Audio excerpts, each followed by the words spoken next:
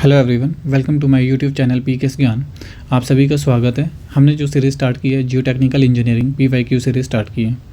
इसे हम other name से भी जानते हैं, सॉइल एंड फाउंडेशन इंजीनियरिंग। आज का जो टॉपिक रहेगा classification of soil and soil structure.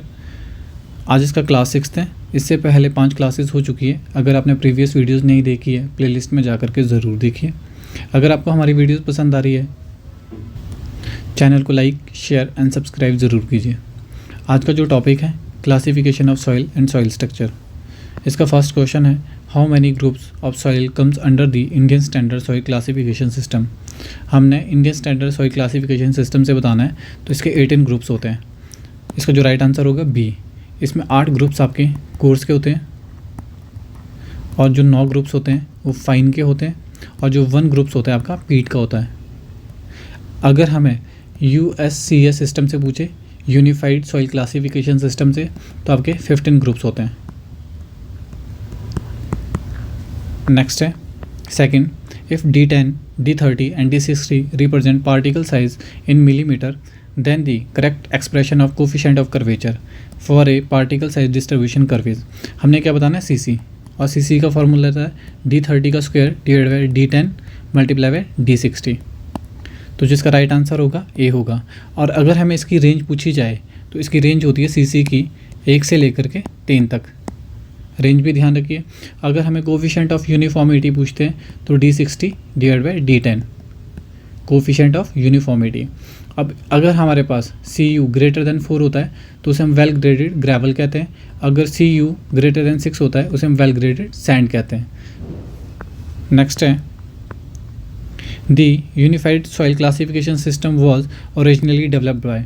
तो जो USCS सिस्टम है ये किसने दिया था, ये आपके कैसेग्रेंडे ने दिया था। इसका जो राइट आंसर होगा डी होगा। फोर्थ है, which of the following bond is responsible to combine the silica gift side sheet in kaolinite clay mineral. हमने बताना है कि जो कौन सा बॉन्ड होता है कैलोनाइट में, वो आपका होता है हाइड्रोजन बॉन्ड। Hydrogen bond. इसका जो राइट आंसर होगा बी होगा। फिफ्थ दिया हुआ है, IS sieve number 10 mm and 4.75 mm generally use for grading of. देखिए, जो आपका 10 mm एंड 4.75 mm यूज़ किया जाता है, ये आपका यूज़ किया जाता है कोर्स एग्रीगेट के लिए। इसका जो राइट आंसर होगा ए होगा।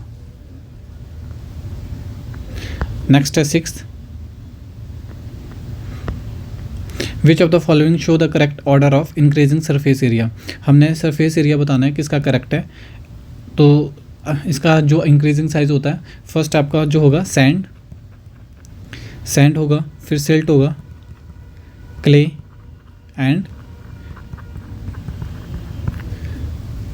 क्लूडियल्स होगा। और जो सैंड की रेंज है आपकी, सैंड की रेंज होती है 0.06 से लेकर के 2 mm।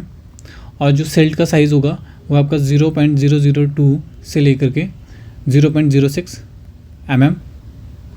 और जो आपका क्ले का साइज़ होगा लेस देन 0.002 mm। और कोलाइडल्स का होगा लेस देन 0.0002 mm। तो इसका जो करेक्ट सीक्वेंस है वो आपका सरफेस एरिया का इंक्रीजिंग ऑर्डर में सी होगा, sand, silt, clay and colloidals. Next है seventh, the grain size of medium graded sand lies between. तो आपने क्या बताना है, मीडियम साइज़ का। तो देखिए, आपके पास जो कोर्स सॉइल होती है, कोर्स सॉइल वो 2 तरह की होती है। First is gravel, second is sand. और जो ग्रेवल में होता है, एक होती है कोर्स और एक होती है फाइन। Course and fine. जो कोर्स साइज़ होता है वो 20 mm से लेकर के 80 mm तक होता है। और जो फाइन का साइज़ होता है 4.75 से लेकर के 20 mm। याद रखना, ग्रेवल में कोर्स एंड फाइन जो साइज़ होता है 20 से लेकर के 80 mm और फाइन में 4.75 mm से लेकर के 20 mm तक का होता है। और जो सैंड होती है वो आपके पास कोर्स, मीडियम और फाइन। जो कोर्स का साइज़ होता है वो 2 mm से लेकर के 4.75 mm। और जो मीडियम का साइज़ होता है वो आपका 0.425 से लेकर के 2 mm, और जो फाइन का होता है, फाइन साइज़ होता है आपके पास 0.075 से लेकर के 0.425 mm। तो हमें मीडियम का पूछा गया है, तो मीडियम का होता है 0.425 से लेकर के 2 mm। तो इसका जो राइट आंसर होगा बी होगा, 2 mm टू 0.425 mm। 8 दिया हुआ है, if A grading curve is horizontal between the portion of 20 mm IS sieve and 4.75 mm IS sieve, the graded aggregate do not contain. देखिए अगर हमारे पास जो सीव साइज दिया है 20 mm से लेकर के 4.75 mm तक, तो इसमें ये हमारा जो ग्राफ होता है ये आपका हॉरिजेंटल होता है। तो इसीलिए इसमें ना तो आपका 20 mm का पार्टिकल होगा, 10 mm का भी नहीं होगा, और 4.7 mm का 5 का है, क्योंकि ये इसमें ये absent होंगे। तो इसका जो राइट आंसर होगा डी होगा। 9th है, on A grading curve the gap grading is represent by. देखिए जो आपका गैप ग्रेडेड रिप्रेजेंट करता है वो आपका हॉरिजेंटल लाइन रिप्रेजेंट करता है। इसका जो राइट आंसर होगा ए होगा। 10th दिया हुआ है, a soil has a average particle size of 0.2 mm, it is predominantly. जो आपका साइज़ दिया हुआ है एवरेज साइज 0.2 mm दिया हुआ है, तो ये आपका क्या करता है, सैंड। इसका जो राइट आंसर होगा बी होगा। नेक्स्ट है, in an inorganic clay of a high compressibility is represented by the symbol। देखिए क्ले में बताना है और क्या है, हाई कंप्रेसिबिलिटी है, तो क्ले के लिए तो सी हो गया और हाई कंप्रेसिबिलिटी के लिए एच हो गया। तो इसका जो सिंबल होगा बी होगा, CH।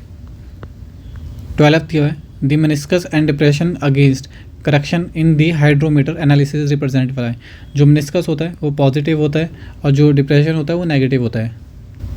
इसका जो राइट आंसर होगा, पहले हमें मेनिस्कस पूछा हुआ है, पॉजिटिव एंड नेगेटिव, ए होगा। 13 दिया हुआ है, a negative value of group index of a soil reported as. देखिए जो नेगेटिव वैल्यू करता है वो आपको 0 शो करता है, क्योंकि हम नेगेटिव में नहीं चाहते हैं, तो इसलिए हम उसको 0 मान लेते हैं। तो इसका जो राइट आंसर होगा बी होगा। ये आज का लास्ट क्वेश्चन था। अगर आपको हमारी वीडियोस पसंद आ रही है, चैनल को लाइक, शेयर एंड सब्सक्राइब ज़रूर कीजिए। मिलते हैं नेक्स्ट वीडियो में। Thank you.